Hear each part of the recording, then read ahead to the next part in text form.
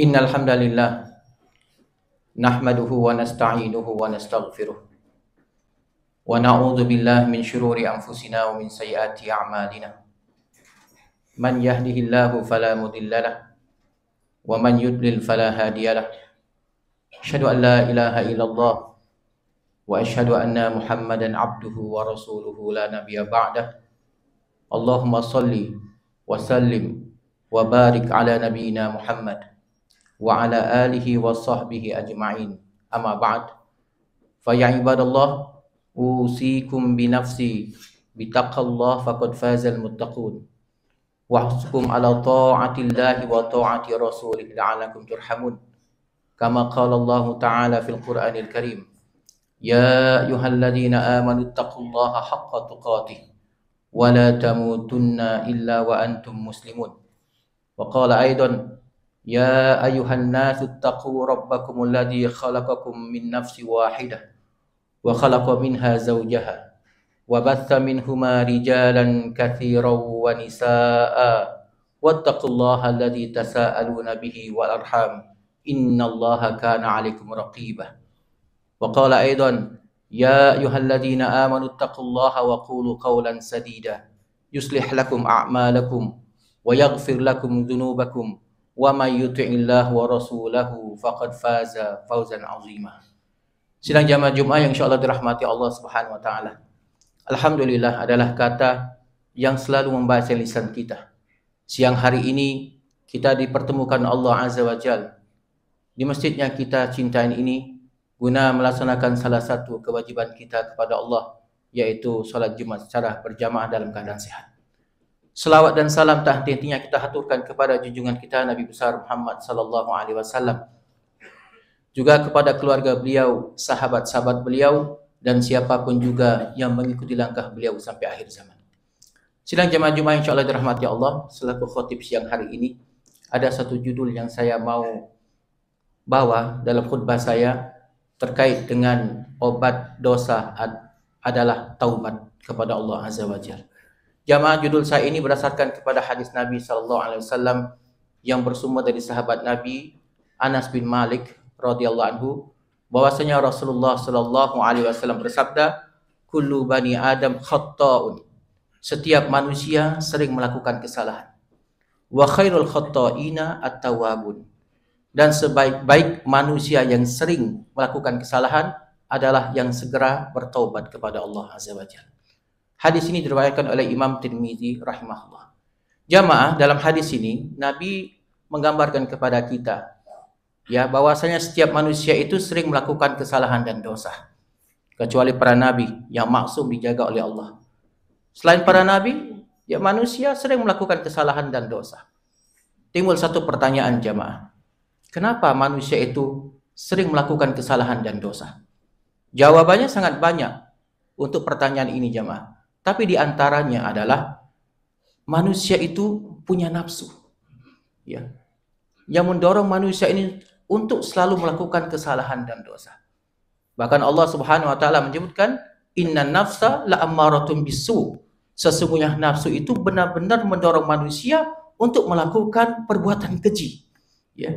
Oleh karena itu jamaah, dalam ajaran agama kita, ya, itu mendorong manusia untuk mampu mengendalikan nafsunya, bukan sebaliknya menjadi budak nafsu. Kita dianjurkan oleh Allah Subhanahu wa taala untuk berpuasa supaya kita mampu mengendalikan nafsu kita, nafsu perut kita, ya, nafsu kemaluan kita, nafsu syahwat kita untuk mampu kita kendalikan. Selanjutnya jamaah, di antara jawaban kenapa manusia sering melakukan kesalahan dan dosa, karena digoda oleh setan. Dan tidak main-main jamaah. Sampai-sampai iblis, ya, rajanya setan dari kalangan jin, sampai bersumpah di hadapan Allah untuk menggoda manusia. Iblis mengatakan, "Fabima aghwaytani la'aqudannahum siratakal mustaqim." Ya. Engkau telah membuat diriku tersesat, dan aku pasti akan menghalangi manusia dari jalanmu yang lurus. Jadi jamaah, setan tidak mau melihat manusia itu taat kepada Allah. Dia mencari partner yang akan tinggal bersamanya nanti di nerakanya Allah Azza wa Jalla. Tidak sampai di situ. Tsumma la'atiyannahum min baini aydihim wa min khalfihim wa an aymanihim wa an syama'ilihim wa la tajidu aktsarahum syakirin. Aku pasti akan mendatangi manusia dari depan, dari belakang, dari kanan, dari kiri. Subhanallah jemaah. Setan akan menggoda manusia, mendatangi manusia depan, belakang, kanan, kiri. Sahabat Nabi jemaah Ibnu Abbas radhiyallahu anhu menafsirkan ayat ini. Apa yang dimaksud setan mendatangi manusia? Dari depan, dari belakang, dari kanan, dari kiri. Ya, kata Ibnu Abbas radhiyallahu anhu, ya, yang dimaksud setan akan mendatangi manusia dari depan, dibuatlah manusia ini ragu dengan akhirat. Ragu dengan sorga, ragu dengan neraka, ragu dengan azab kubur, ragu dengan nikmat kubur. Ya, seakan-akan berita-berita tentang akhirat itu adalah asatirul awwalin, dongeng-dongeng belaka. Ini pekerjaannya setan. Ya. Kemudian setan mendatangi manusia dari belakangnya. Dibuatlah manusia itu jamaah, ya, cinta dengan dunia yang berlebihan. Ya. Setan mendatangi manusia dari sebelah kanan. Ya. Ini maksudnya adalah membuat manusia itu ragu dengan agamanya. Timbul pertanyaan pada dirinya, kenapa Allah mewajibkan saya sholat? Kenapa Allah mewajibkan saya mengeluarkan zakat? Saya sudah capek-capek cari uang, loh diwajibkan lagi mengeluarkan zakat. Ya, bertanya lagi, kenapa Allah mewajibkan saya ini untuk umroh, untuk haji? Apakah ini tidak pemborosan? Ini pekerjaannya setan. Ya. Kemudian jamaah, setan mendatangi manusia dari sebelah kiri, kata Ibnu Abbas radhiyallahu anhu, bahwasanya setan membuat manusia itu cinta dengan maksiat. Jamaah insyaallah dirahmati Allah Subhanahu wa taala. Di antara jawaban juga jamaah, kenapa manusia itu sering melakukan kesalahan dan dosa? Ya, karena berteman dengan orang jelek. Dalam bahasa Nabi itu jali susu, teman duduk yang jelek. Teman itu jamaah punya pengaruh, punya magnet untuk mengajak. Ya, oleh karena itu jamaah, ya Nabi mengumpamakan teman yang jelek itu bagaikan pandai besi. Bukan profesinya yang jelek jamaah. Ya. Tapi kata Nabi, kalau kita dekat-dekat dengan pandai besi, kalau tidak bajumu yang terbakar, ya kau mendapatkan bau yang tidak sedap. Berteman dengan orang sekek, ada potensi jadi sekek. Berteman dengan seorang pezina, akan berpotensi menjadi seorang pezina. Ya. Berteman dengan orang-orang yang suka mabuk, akan berpotensi menjadi orang pemabuk. Ya. Makanya Nabi mengatakan, as-sahibus sahib. Teman itu punya pengaruh. Oleh karena itu jamaah, Nabi SAW mengarahkan kita untuk selalu memilih teman-teman yang soleh. Kalau teman kita rajin sholat berjamaah, mempengaruhi kita rajin sholat berjamaah. Teman kita rajin ikut majelis taklim, ya, majelis ilmu, kita terpengaruh juga. Maka jamaah pintar-pintarlah kita ini untuk selalu ya memilih teman yang soleh. Jamaah insyaallah dirahmati Allah Subhanahu wa taala. Ya, jamaah dosa ya yang dilakukan manusia ini beragam. Sadar atau tidak sadar, setiap hari manusia itu ya memproduksi dosa. Dari anggota tubuh kita, mata kita, ya kadang-kadang seseorang melihat hal-hal yang diharamkan oleh Allah. Ya, telinganya suka sum'ah, dengar yang sum'ah. Ya, mulutnya mencaci, membaki, berdusta, ya bergosip dan sebagainya. Dosa hati, ya syirik, sombong, dengki, riya dan lain sebagainya. Dosa tangan mencuri dan sebagainya. Ini semua jamaah adalah penyakit. Ya.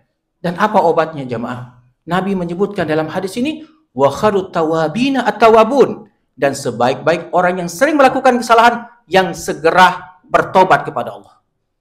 Jamaah, kenapa hendaknya kita yang segera bertobat dari dosa? Ya, jawaban yang pertama, jamaah, karena perintah Allah. Menunda-nunda tobat adalah sebuah dosa. Maka ulama mengatakan kalau ada orang yang menunda taubat dari dosa, dua kesalahannya.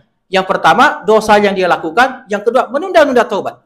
Ya, nantilah saya mau bertobat kalau sudah pensiun. Saya mau bertobat kalau sudah Ramadan. Saya mau bertobat nanti kalau sudah pekan depan dan sebagainya. Enggak.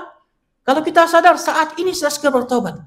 Ya, Allah menyebutkan innamat taubatu 'alallah lilladzina ya'maluna su'a bijahalah tsumma yatubuna min qarib. Hanya saja taubat yang ada di sisi Allah bagi orang-orang yang melakukan perbuatan keji, yaitu apa? Sumaya tubuh yang min qarib, yaitu orang yang segera bertobat. Ya. Jawaban yang kedua jemaah, kenapa kita ini segera bertobat kepada Allah Azza wa Jal? Karena kita berpacu dengan malaikat maut. Kita berpacu dengan maut. Ya, kalau seseorang bertobat kepada Allah dari dosanya, lalu Allah takdirkan dia meninggal dunia, maka dia meninggal dunia dalam keadaan husnul khotimah. Inilah doanya kita haturkan dalam sujud kita jemaah. Allahumma ya as'aluka husnul khotimah. Ya Allah, aku minta kepadamu husnul khotimah. Salah satunya jemaah bertobat dari dosa. Terlalu banyak dosa yang kita lakukan jemaah. Kalau kita mau flashback pengalaman hidup kita sebelum-sebelumnya, segera bertobat jemaah, berpacu dengan malaikat. Yang ketiga jawabannya jemaah. Kenapa hendaknya kita segera bertobat kepada Allah Azza wa Jalla? Ya, karena taubat itu jamaah menghapus dosa, baik dosa kecil maupun dosa-dosa besar. Ya, Allah sebutkan dalam surah ya At-Tahrim, ya ayyuhalladzina amanu tubu ilallahi taubatan nasuha. Wahai orang-orang yang beriman, bertobatlah kepada Allah dengan taubat ya yang semurni-murninya. Asa rabbukum ayyukaffiru ankum sayyi'atikum. Semoga Allah akan menghapus dosa kalian semua. Jamaah, dalam ajaran agama kita ada amalan yang kalau kita lihat baca fadilahnya itu sebagai penghapus dosa. Misalnya orang yang berpuasa di 9 Zulhijjah menghapus dosa 2 tahun. Itu dosa apa yang dihapus jamaah? Dosa-dosa kecil. Tapi kalau taubat itu menghapus dosa-dosa besar seseorang. Ya, jamaah insyaallah dirahmati Allah Subhanahu wa taala. Lalu jamaah, sebelum saya tutup khutbah ini, ada pertanyaan bagaimana caranya kita ini bertobat kepada Allah. Jamaah, bertobat kepada Allah sesuai sunnah yang diajarkan oleh agama kita. Ada beberapa langkah jamaah. Saya cuma menyebutkan saja satu-satu secara globalnya saja. Yang pertama, ya, hendaknya seseorang itu jamaah ikhlas tobatnya karena Allah. Ya, murni mengharap pahala kepada Allah Azza wa Jalla. Ya, tobatnya itu tertuju kepada Allah. Dia bertobat kepada Allah bukan karena dia tidak mampu lagi melakukan kemaksiatan. Seperti contoh, ada orang yang suka berjudi. Dia tidak mau lagi main judi gara-gara bisnisnya bangkrut. Ya, bukan itu taubat ya, taubat itu murni karena Allah. Yang kedua, langkah taubat itu adalah benar-benar dia meninggalkan dosanya. Kalau seseorang bertobat dari melihat sesuatu yang diharamkan oleh Allah, maka dia tinggalkan itu. Ya. Yang ketiga, jamaah, nah kata ulama, inilah intinya taubat. Tidak dikatakan seseorang itu bertobat kepada Allah kalau tidak melakukan yang ketiga ini. Apa itu? Menyesal. Ya. Jadi menyesal orang bisa bertaubat. Makanya Nabi mengatakan an-nadmu taubatun. Menyesal itu adalah taubat. Ya. Yang keempat jamaah adalah bertekad untuk tidak mengulangi dosa tersebut. Ya. Dia punya tekad untuk tidak mengulangi dosanya. Yang kelima, minta maaf dan mengembalikan hak yang sempat diambil. Jadi jamaah, kalau ada orang bertobat kepada Allah, tapi dia sempat mengambil uangnya orang, tanahnya orang, hartanya orang, kalau dia bertobat tidak cukup minta astagfirullah kepada Allah, minta ampun kepada Allah, kembalikan harta yang sempat diambil. Ya. Dan yang keenam jamaah, ya, taubat itu kalau seseorang mau bertobat kepada Allah, hendaknya dia itu bertobat kepada Allah di waktu taubat masih terbuka. Ada 2 waktu taubat tertutup jamaah. Yang pertama, kalau sudah nyawa nyampe di tenggorokan, sudah sakaratul maut, langsung ingat dosanya, dulu sholatnya bolong-bolong dan sebagainya, baru mau bertobat enggak? Ya, maka Nabi SAW menyebutkan, innallaha yaqbalu taubatal abdi ma lam yugharrir. Allah akan menerima taubat seorang hamba sebatas nyawa belum nyampe di tenggorokan. Ya. Dan waktu taubat yang kedua yang tertutup jamaah, dan kita mungkin tidak ketemu dengan itu. Karena ini merupakan salah satu tanda-tanda besar hari kiamat. Ya, yaitu ketika nanti ya matahari terbit di sebelah barat, maka waktu taubat sudah tertutup. Intinya jamaah, kita hendaknya segera bertobat kepada Allah Azza wa Jalla, jangan pernah menunda-nunda. Kalau kita ya sebelum maut menjemput dan sadar untuk bertobat kepada Allah dari dosa, lakukan saat ini juga. Jangan pernah menunda-nunda. Barakallahu li wa lakum fil Qur'anil Karim. Wa nafa'ani wa iyyakum minal ayati wa dzikril hakim. Wa taqabbala minni wa minkum tilawatahu. Innahu huwas samiul alim.